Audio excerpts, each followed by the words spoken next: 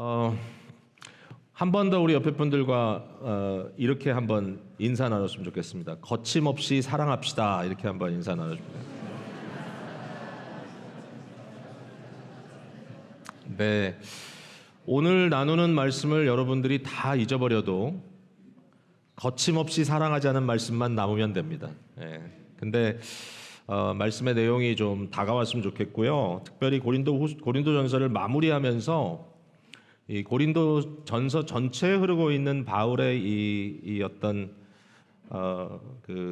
인텐시리라고 할까요? 이 굉장한 강도가 있는 어떤 강한 느낌이 있는 이 내용을 저희들이 복음이라고 하는 그러한 테두리 안에서 우리의 삶 속에도 좀 적용해 보면 좋겠다. 이런 마음을 가지고 여러분과 함께 나눕니다. 오늘 본문 특별히 13절과 14절을 보면 이제 이렇게 써 있죠. 깨어 믿음에 굳게 서서 남자답게 강건하라. 너희 모든 일을 사랑으로 행하라. 여기 두 가지 이미지가 있어 보입니다. 하나는 굉장히 강한 거고요. 깨어 있고 굳게 서고 강건하라. 여기 남자답게 강건하라는 말은 이 강건은 healthy가 아니고 strong입니다. 그래서 이제 말 자체는 굉장히 강한 것을 의미하고 남자답게라는 표현이 좀 마음에 안 드는 여자분들은 너무 마음에 부담 갖지 마시고요. 이 말은 이렇게 이해하시면 돼요. 아무리 남녀의 어떤 그 격차가 좁혀지는 시대라 할지라도 여전히 공사판에 아주 힘들고 어려운 고된 일을 무거운 것을 짊어지고 또 무거운 것들을 나르면서 이렇게 땀 흘리며 일하는 그 현장에 맞는 것은 여전히 남성이죠. 남성적 모습이잖아요. 그러니까 그것이 다 그냥 중립이 돼야 된다라고 얘기하는 건 좀 무리인 것 같고 이제 그런 측면에서 이 남자답게 남성성답게 굉장히 강한 모습을 바울이 여기서 말하고 있고 아울러 이제 14절에는 사랑이라고 하는 것을 여기서 이제 표현하고 있어요. 우리 영어 예배 오늘 설교를 우리 최정민 목사님이 했는데 제가 목사님과 대화를 나누면서 이 내용을 어떻게 봤느냐 제가 좀 물어봤더니 본인은 역설적으로 봤다 이렇게 설명을 하더라고요. 여기 강함과 또 사랑의 어떤 유함이 복합적으로 드러났다 이렇게 표현을 해주셔서 그렇게 볼 수도 있겠구나. 저는 조금 통합적으로 봤어요. 저는 어떻게 봤냐면 여기서 표현하고 있는 사랑은 유함보다는 강함이 강조되고 있다. 뭐 재밌는 관점이죠 서로. 근데 결국은 동의하게 되는 부분이 이 두 가지가 다 요구되는 거죠. 근데 사랑을 강하게 표현하는 것, 강한 사랑, 거침없는 사랑. 그러니까 사랑 그러면 뭔지 몰라도 좀 조심스럽고 사랑하기 때문에 뭔가 이렇게 머뭇머뭇해야 될 것 같고 더군다나 현대 시대에 와서 이 사랑에 대한 표현 자체가 소극적이 될 수밖에 없는 것은 문화 자체가 굉장히 경직돼 있고 특별히 그런 부분에 있어서 뭔가 되게 개방된 것 같은데 상대를 조금이나마 불편하게 하는 것은 범죄가 돼버리는 시대이기 때문에 이런 상황에서 뭐 여러 가지 측면에서 소통이 중요하기도 하지만 그 소통 속에 뭔가 어떤 사랑의 강함이 드러나기보다는 굉장히 조심스러워진 그러한 문화 속에 있기 때문에 저는 이게 좀 새롭게 다가왔어요. 제 마음속에. 성경에 보면은 사랑을 굉장히 강하게 표현하고 있죠. 사랑은 죽음보다 강하다. 이 말이 성경에 나옵니다. 아가서에 나오죠. 굉장히 대단한 말이죠. 사랑은 죽음보다 강하다. 그러니까 결국 이 사랑은 모든 두려움을 내어 쫓는다라고 말한 바울 사도의 이 선언처럼 이 놀라운 이 은혜, 사랑은 모든 두려움을 쫓는다가 바울이 아니고 요한인가요? 제가 잠깐 헷갈렸습니다. 근데 어쨌든 이와 같은 내용들이 성경에 채워져 있을 때 거기에서 우리가 느끼는 느낌은 사랑은 강한 거구나. 사랑은 강한 거구나. 여기에 대해서 부모된 자로서 느끼지 못하는 분이 누가 있겠어요? 부모의 사랑은 강하잖아요. 웬만한 사람이 해낼 수 없는 것을 부모는 자녀를 위해서 하잖아요. 왜 그렇습니까? 부모의 사랑은 강하기 때문입니다. 그 사랑이 사실은 이 인간 사회 속에 주어진 이 무조건적인 진정한 사랑의 가장 아름다운 표현이죠. 모성애. 이게 뭐 집착으로 가면 문제겠지만 그러나 정말 정당한 자기 줌에 자기를 내어주는 사랑으로 표현됐을 때 너무나 아름다운 거거든요. 오늘날 저와 여러분의 사랑이 혹시라도 좀 소극적이 되어 있지 않은가? 우리의 사랑 표현이 거침없기보다는 너무나 많은 것에 거침을 당하고 있지는 않은가? 교회 공동체에 이와 같은 자유로움이 있는가? 아니면 교회가 뭔가 굉장히 소극적이고 조심스러운 그런 모습으로 좀 어색함을 끝내 감추려고 애쓰고 있는 약간 그러한 모습인가?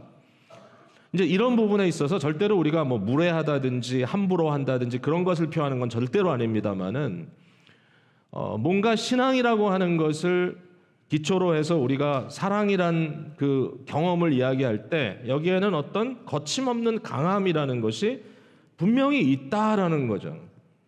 바울 사도가 고린도서를 썼을 때 바울이 굉장히 강하죠. 거침없죠. 처음부터 1절부터 바울은 1장부터 이 교회가 분열되어 있다는 것을 아주 직접적으로 치고 들어갑니다. 왜 너희들 가운데 분열이 있느냐? 왜 너희들 가운데 네 개의 당파가 있다는 말을 내가 듣느냐? 이 얘기를 할 때 굉장히 흥미로운 것은 뭐냐면은 1장 11절에 바울 사도가 고린도 교회의 나눠진 모습에 대해서 자기가 들었다고 얘기하면서 이것을 글로에의 집 편을 통해서 들었다고 이름을 밝혀요. 실명을. 요새 현대 이건 있을 수 없는 일입니다. 그죠?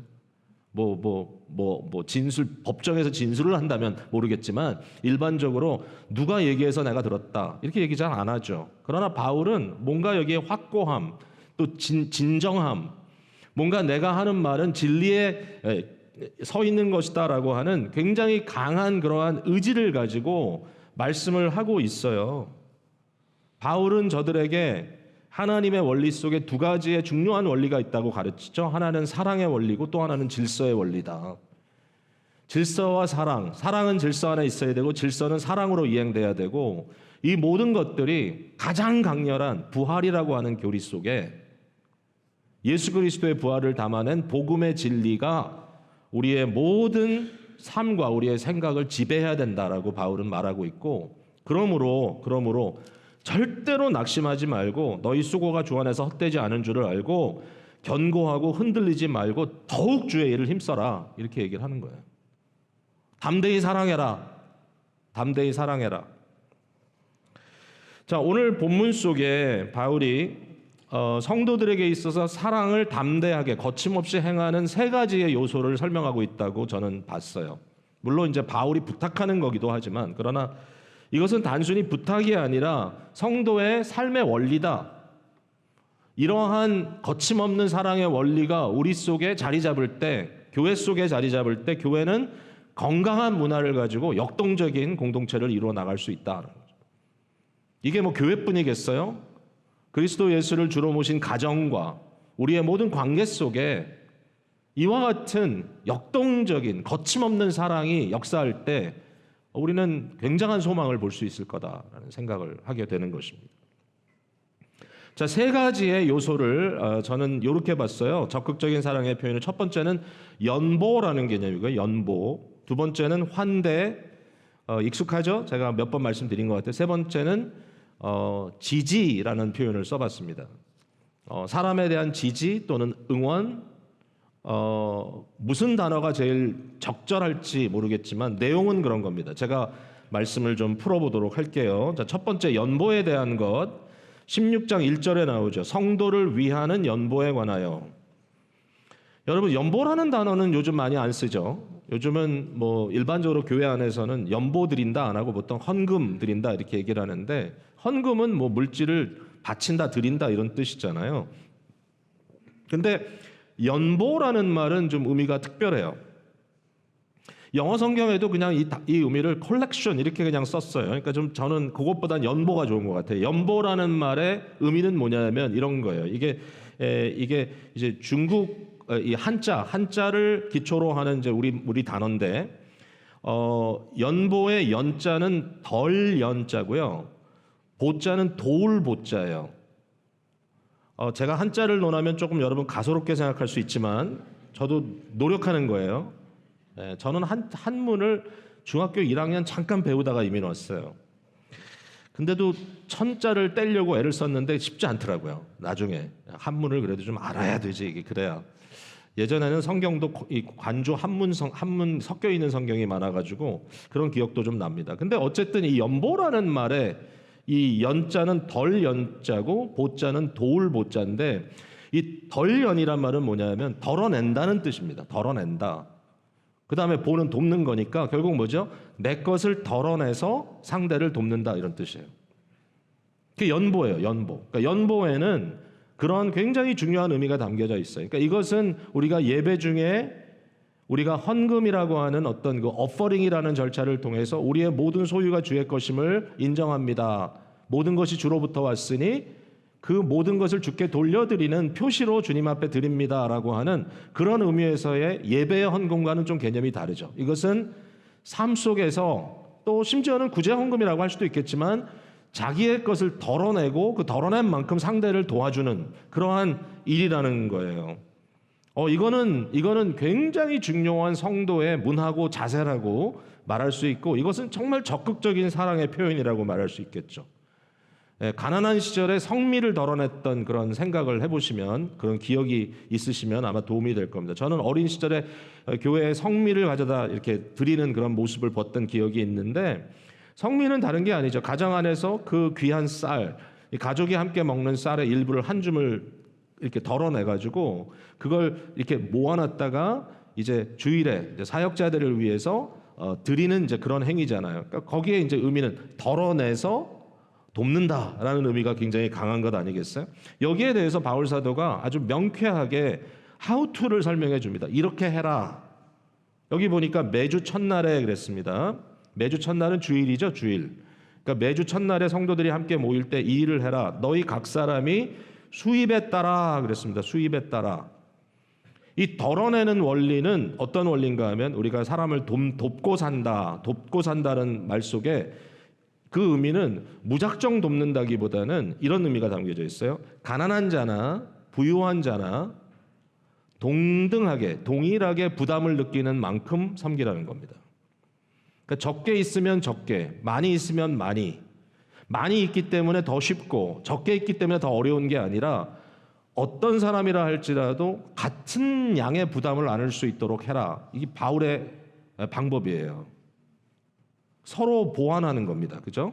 그러니까 이 부분은 우리가 너무 참 중요한 구체적인 표현이라고 생각해요.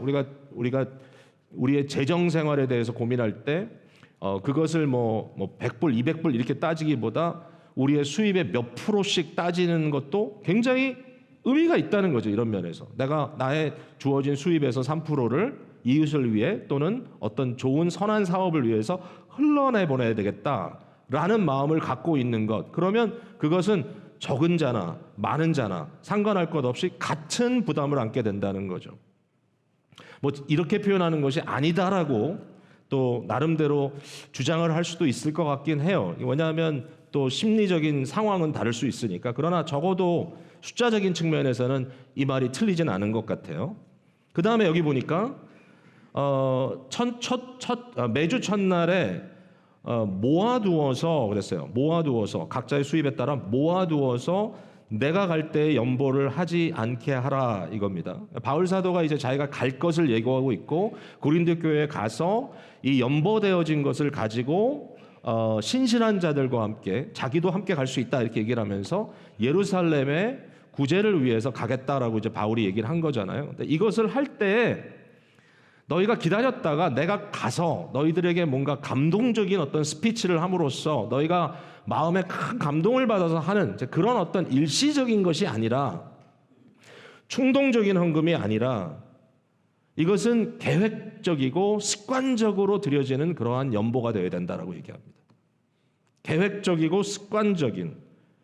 자, 여기에서 이제 바울은 자기 자신이 앞으로 이렇게 할 거라고 하는 계획을 얘기하죠. 지금 현재는 에베소에 있고 여기 에베소에 머물었던 것은 아마도 3차 전도여행 맨 앞부분에 바울이 에베소에 가서 3년 동안 사역했던 그 기간일 것 같아요. 이 기간의 마지막 부분에 바울이 내가 오순절까지 머물겠다라고 여기 써 있죠. 8절에 아직도 할 일이 좀 있다. 당장 떠날 수는 없다. 그러나 오순절이 오순절을 지나고 나서는 내가 갈 수 있을 것 같이 생각이 돼서 아마 그 이후에 내가 거기로 가겠다라고 얘기를 합니다. 그러니까 결국 오순절은 언젠가 하면 봄이거든요. 봄. 근데 바울이 고린도에 가면 겨울을 나겠다고 얘기하잖아요. 겨울을. 6절에 너희와 함께 머물며 겨울을 지낼 듯하니. 그 다음에 이 에베소라고 하는 것은 소아시아, 오늘로 하면 트루키예고 이 고린도는 꽤 먼 거리니까 멀죠. 아가야까지 가려면. 이 먼 거리를 가야 하기 때문에 가는 거리 시간도 있겠지만 대체적으로 얘기했을 때 바울은 한 6개월 정도의 시간을 그들에게 주는 거예요.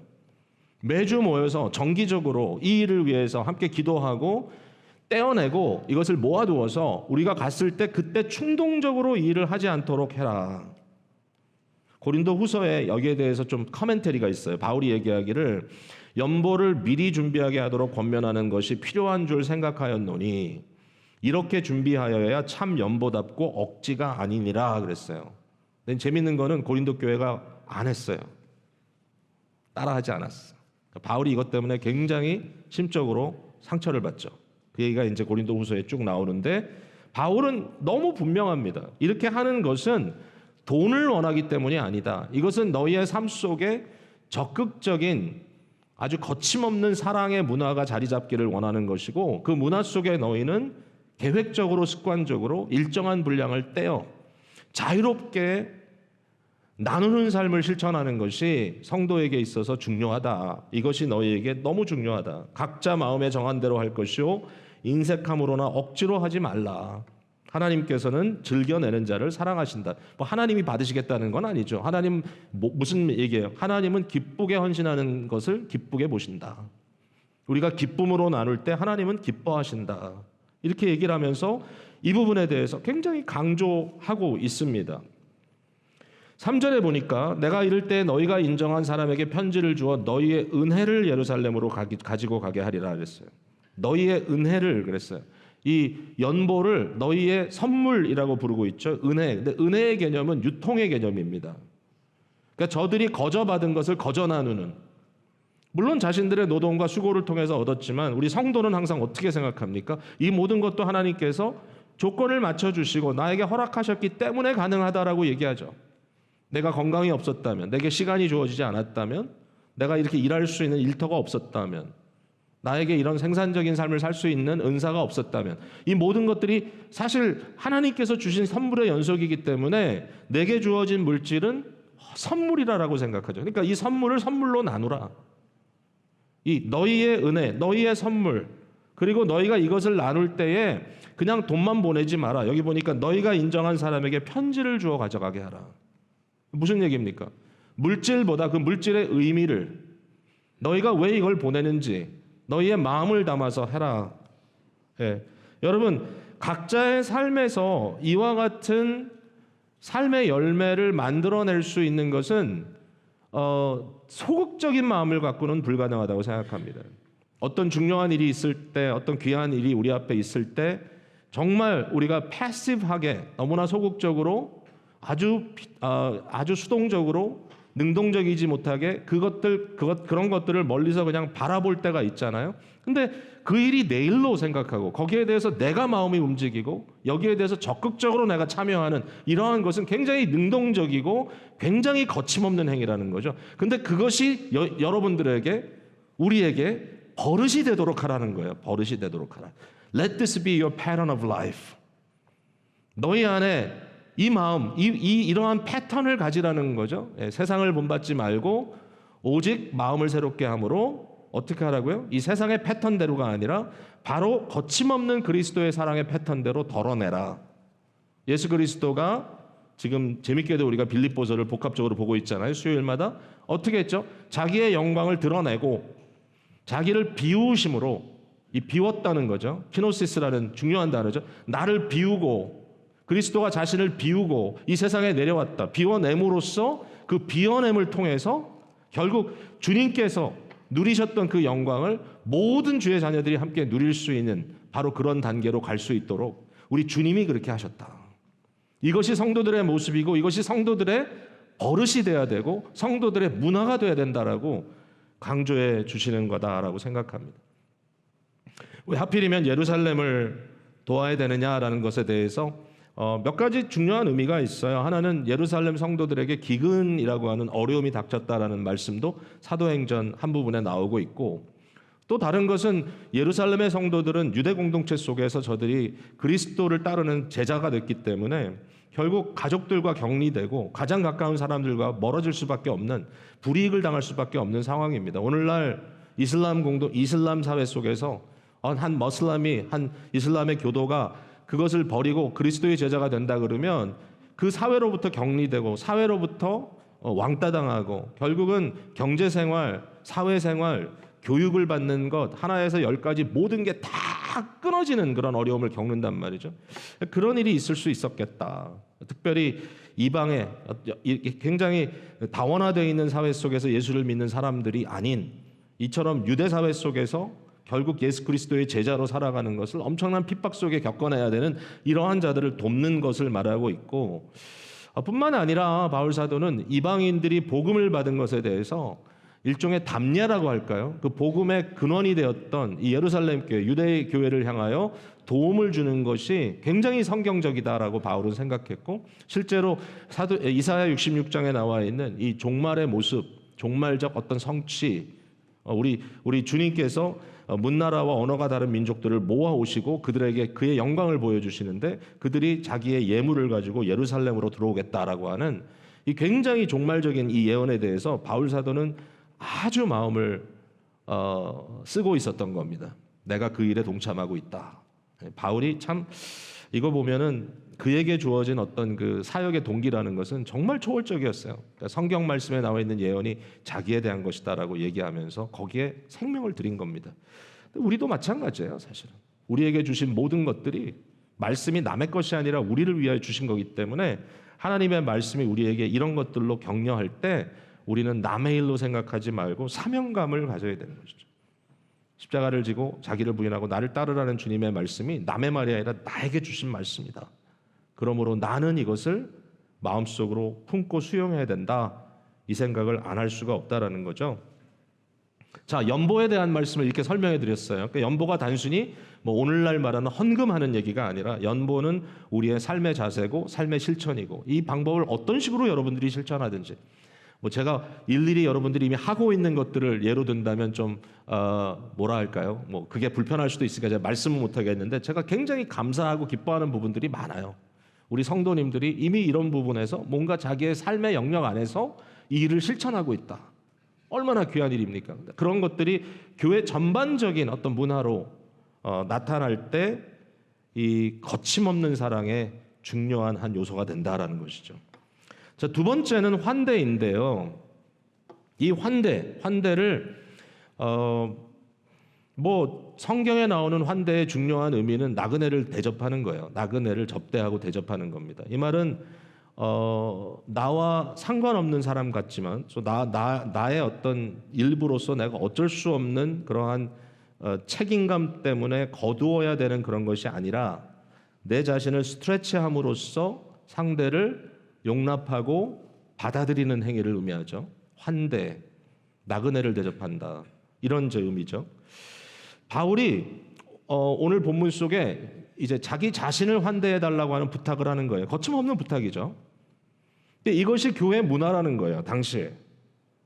바울이 이렇게 얘기합니다. 내가 가서 겨울을 너희와 함께 지내려고 한다. 바울이 7절에 얘기하죠. 내가 이번에 갈 때는 그냥 지나가면서 가는 것이 아니라 내가 갔을 때 너희와 함께 얼마 동안 머물고 싶다. 하루 이틀 있지 않겠다는 거죠.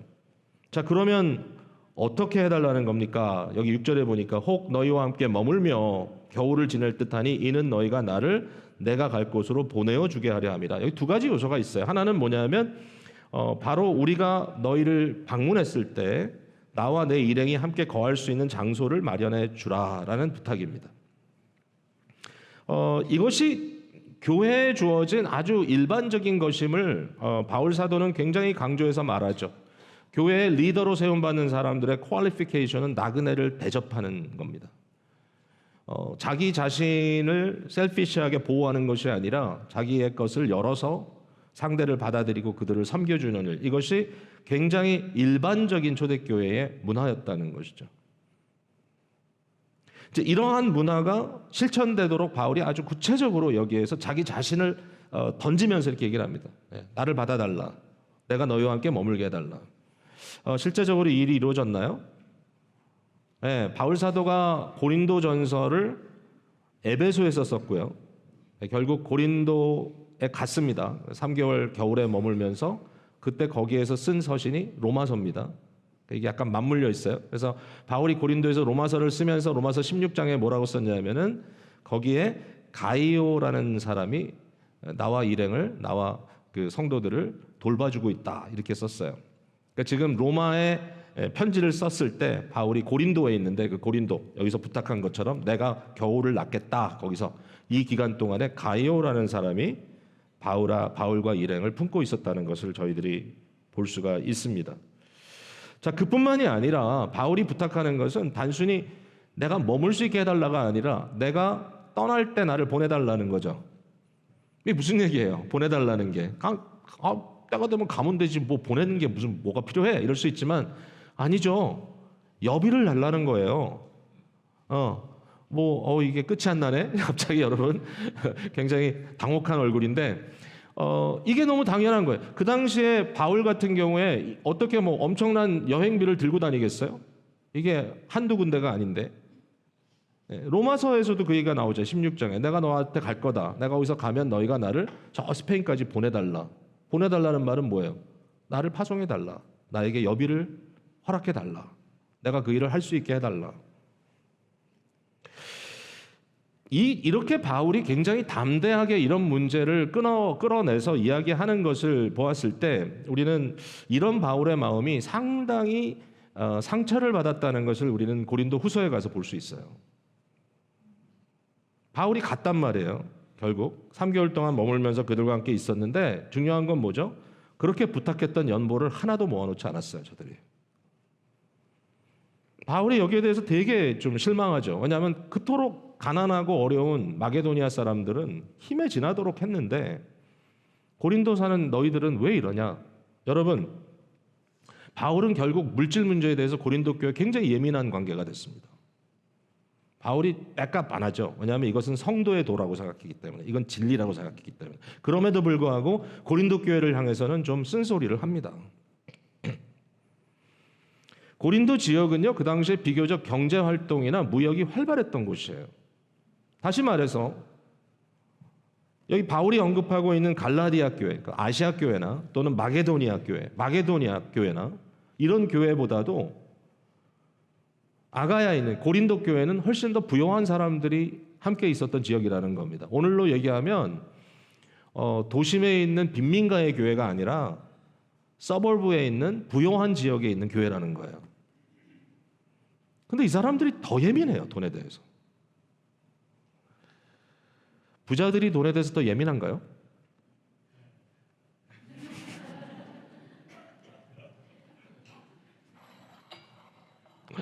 부자라서 말씀하신 건가요? 아니면 부자가 아니라서 말씀하신 건가요? 어느 쪽에서 얘기하느냐에 따라 의미가 좀 달라질 수 있는데, 근데 여기 보면 그런 것 같아요. 그런 면이 있는 것 같아요. 그러니까 이게 그런가? 고린도, 왜냐하면요, 여러분 이거 참 이해할 수 없는 얘기가 나옵니다. 고린도후서 11장 7절에 바울 사도가 내가 너희를 높이려고 나를 낮추어 하나님의 복음을 값없이 너희에게 전함으로 죄를 지었느냐 이렇게 물어봐요. 무슨 얘기인가 하면 바울이 고린도에서 1년 반 동안 사역할 때, 처음 사역할 때 바울이 취한 방법은 뭐냐면은 그들에게 아무런 재정적인 짐을 짊어주지 않는 겁니다. 바울이 뭘 했죠? 바울이 장막을 깁는 일을 시작했어요. 거기 가서. 뭐 처음 한 건 아니겠지만 기술이 있었겠지만 그러나 고린도에 가서 그 일을 했다고 구체적으로 사도행전에 나와 있습니다. 브리스길라와 아굴라와 함께. 그것만 할 수는 없었어요. 왜냐하면은 거기에 매여 있다면 바울이 매일 하나님의 말씀을 전하고 성도들을 양육할 수 없었을 거예요. 그래서 어떻게 됐죠? 나중에 보니까 이렇게 써 있어요. 9절에 오늘 제가 요 11장 9절, 요거는 이제 고린도 후서입니다. 한번 읽어볼게요. 내가 너희와 함께 있을 때 비용이 부족하였으되 바울이 부족했대요. 자기가 일을 했지만 부족했다는 거예요.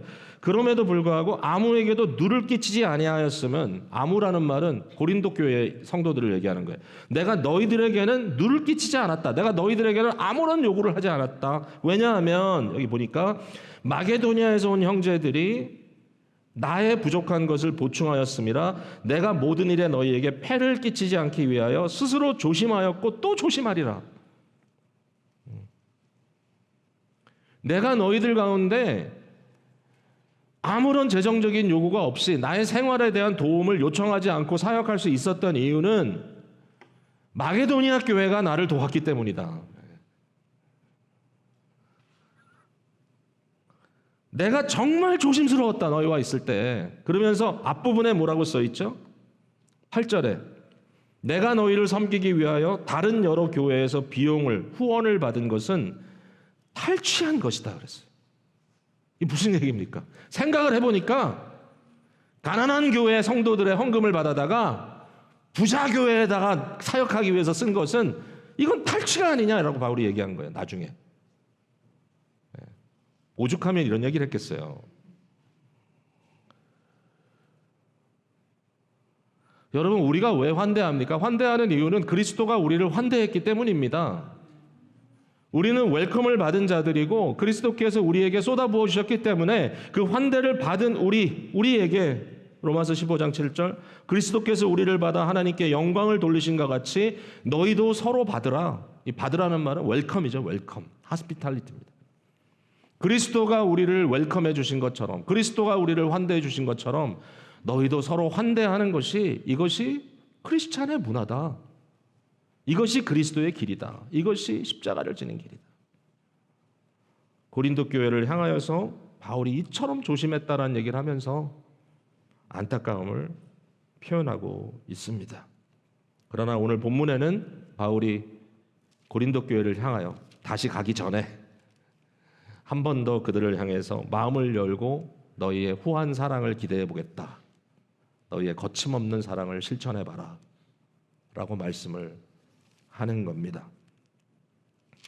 저는 우리 성도들이 가끔씩 이 세상에선 도저히 통용될 수 없을 만큼 위대한 환대를 하는 모습들을 보고 깜짝깜짝 놀랍니다.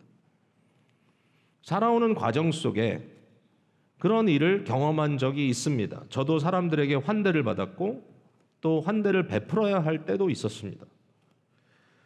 돌이켜보면 그런 일들이 어떻게 가능했을지 어려워요. 지금 생각해보면 어떻게 그렇게 오랜 기간 동안 우리와 상관없는 청년을 함께 집에 살 수 있었을까, 이런 생각이 들 때도 있고요. 그런 경험들을 생각해보면 그 당시에는 뭐 진짜 투베드룸에 아이들 셋 키우면서, 아이들 둘이었군요. 그 당시에는 어떻게 다른 청년을 함께 데리고 살아갈 수 있었을까, 아내에 대한 대단한 생각도 들고요. 어떻게 이런 환대가 가능했을까? 어떻게 그 사람들은 우리한테 그런 사랑을 베풀었을까? 근데 놀라운 거는 그 결과입니다. 복음 안에 이루어진 일들은 열매가 엄청나더라고요. 완전히 잃어버렸던 사람이 지금은 특별히 저와 관계된 사역과 관계돼서 엄청난 헌신을 하더라고요. 지금 가끔씩 깜짝깜짝 놀라요. 어떻게 저런 일이 벌어지고 있지? 야, 제가 이제 선교 사역하면서, 게이트 사역하면서 굉장히 은혜를 받는 부분이 있어요. 우리 교회 밖에 있는 사람들로부터 이제는 사업도 하고 또 직장 생활을 통해서 비교적 좋은 인컴 받고 있는 그런 분들이 마음을 다해서 정말 큼직큼직하게 섬기는 순간들이 있어서 일들이 진행됩니다. 근데 그 뒤로 들어가 보면 그와 같은 크고 작은 환대의 경험들이 있는 거예요. 여러분, 지금 우리가 감당하고 있는 것이 절대로 작지가 않습니다. 여러분 고맙습니다. 수고가 많으십니다. 계속해서 환대의 사역을 감당해 주시기를 바랍니다. 자, 마지막으로 지지라고 하는 말을 하나 더 더하고 싶어요. 지지. 상대를 지지해 준다, 상대를 격려해 준다, 응원해 준다, 이런 말이겠죠. 10절에 보니까 디모데에 대한 얘기가 나옵니다. 오늘 본문 10절에 디모데가 이르거든 너희는 조심하여 그로 두려움이 없이 너희 가운데 있게 하라. 이는 그도 나와 같이 주의 일을 힘쓰는 자임이라. 그러므로 누구든지 그를 멸시하지 말고 평안히 보내어 내게로 오게 하라. 여러분 무슨 얘기죠? 그러니까 바울이 고린도 교회를 향하여 본인이 아직은 갈 수가 없지만 굉장히 안타까운 마음으로 나와 함께 사역하는 동역자를 보내야 되겠다라는 생각을 하게 됐어요. 내가 누구를 보내야 되겠다. 근데 누구를 보내게 됐냐면 디모데를 보내게 됐어요. 디모데를. 이 편지를 쓰고 있을 때 디모데는 이미 가고 있는 상황이었던 것 같아요. 지금 이 내용을 보면. 근데 되게 재밌는 게 뭐냐면은 디모데 얘기를 하다 갑자기 12절에 형제 아볼로 얘기를 합니다. 아볼로는 바울이 이렇게 해요. 이렇게 얘기합니다. 그에게 형제들과 함께 너희에게 가라고 내가 많이 권했지만 그는 갈 뜻이 전혀 없어서 결국 이번엔 못 가게 됐다. 그러니까 아볼로를 보내지 못한 이유를 설명하면서 디모데를 보냈다고 얘기합니다. 왜 아볼로냐? 왜 디모데냐? 이제 이 질문이 생기겠죠. 여러분 왜 아볼로가 안 가겠다고 했을까요? 아볼로가 왜 안 가겠다고 했을까요? 이것도 좀 정황상 볼 수 있어요. 아볼로가 그냥 힘들어 나 이번엔 안 할래요. 이게 아니고 제 생각에는 이런 것 같아요. 제 생각에는 고린도 교회에 이미 사역을 했던 경험이 있고 그 경험을 통해서 아볼로가 어떤 큰 상처를 받았을 수도 있고 또 하나는 고린도전서 1장에 보면은 아볼로파가 있잖아요. 고린도에. 그 자기를 절대적으로 지지하는 사람들이 있는데 자기가 그 4개의 당파 중에 한 그룹의 지지를 받고 있는데 자기가 갔다가는 결국 더 큰 분열이 있을 수도 있지 않겠는가라는 고려가 아니었을까 생각합니다. 근데 바울이 여기서 아볼로가 갔으면 좋았겠다라고 생각을 했느냐 하면은 아볼로라는 사람의 특징 때문에 그래요. 여러분 아볼로는 굉장히 똑똑한 사람이에요. 아볼로는 지식이 많은 사람이에요. 당시 헬라 문화권에서 엘리트 중에 엘리트예요. 그는 당시 헬라 철학에 아주 정통한 사람이에요. 그리고 성경도 아주 연구해서 정통으로 또 공부한 사람이기도 해요. 처음에는 좀 부족함이 있었지만 예수 그리스도의 도에 대해서 좀 부족함이 있었지만 거기에 대해서도 충분히 학습했으리라고 생각합니다. 바울의 동역자로서 사역했던 아볼로. 그는 언변이 유능한 사람이었어요.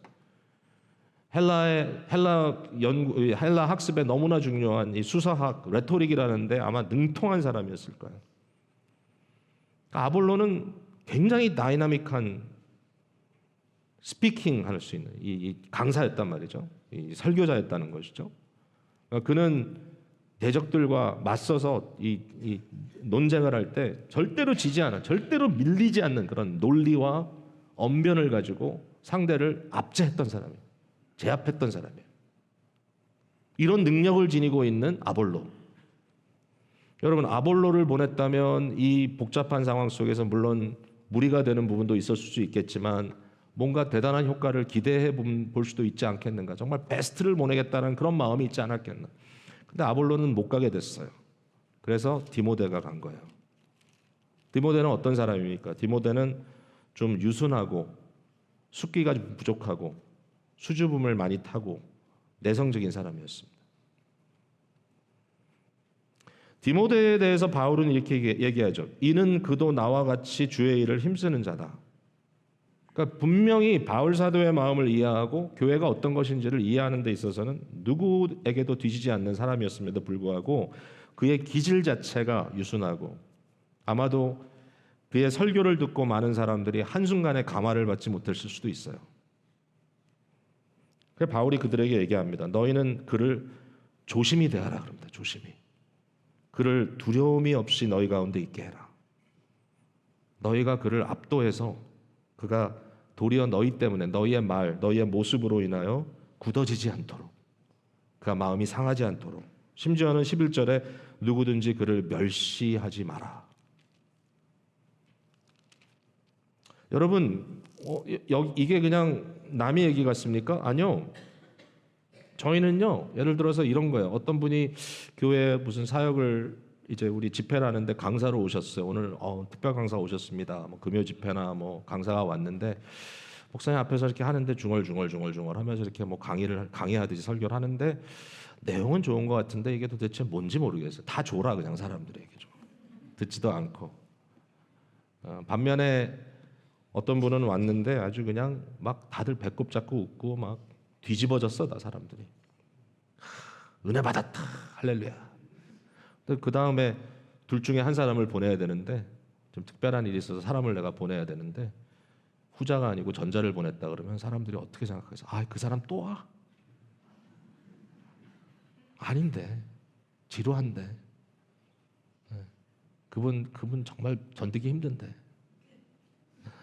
근데 물론 이제 견디기 힘든 이유가 엉뚱한 얘기를 하기 때문에 견디기 힘들 때는 그건 당연해요. 우리 그런 건 원치 않아. 그러나 말씀을 잘 전하는데 그 말씀을 정말 성경의 이 주해에 따라서 내용을 너무나 명확하게 파헤치고 말씀을 잘 전해주고 가르쳐 주시는데 그 매너 자체가 좀 뭔지 몰라도 나에게 프레젠테이션이 좀 다가오지 않는다. 사랑하는 성도 여러분, 이런 경우는 얼마든지 있습니다. 이제 제가 오늘 뭐 강사 얘기를 했지만 사실은 여기에서 나오는 이야기는 그런 정도의 얘기가 아닙니다. 서로에 대한 얘기입니다. 우리가 서로에 대해서 얼마나 지지를 보내고 있는가. 내가 당신을 지지합니다. 내가 당신을 격려합니다. 내가 당신을 존중하고 응원합니다.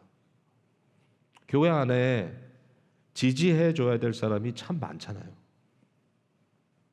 근데 지지하지 않을 때, 지지하는 일이 부진할 때 교회는 굉장히 냉소적이 될 것입니다. 자, 반대를 한번 생각해 보세요. 자, 연보의 반대는 인색함입니다. 연보라는 말 다시 말씀드립니다. 덜어내어 돕는다. 연보의 반대는 인색함, 그리고 환대의 반대는 배제입니다. 왕따시키는 겁니다. 환대의 방법은 여러 가지일 겁니다. 지금 상황에 상대에 필요한 걸 해주는 거지 필요 없는 걸 내가 억지로 해주는 건 아닙니다.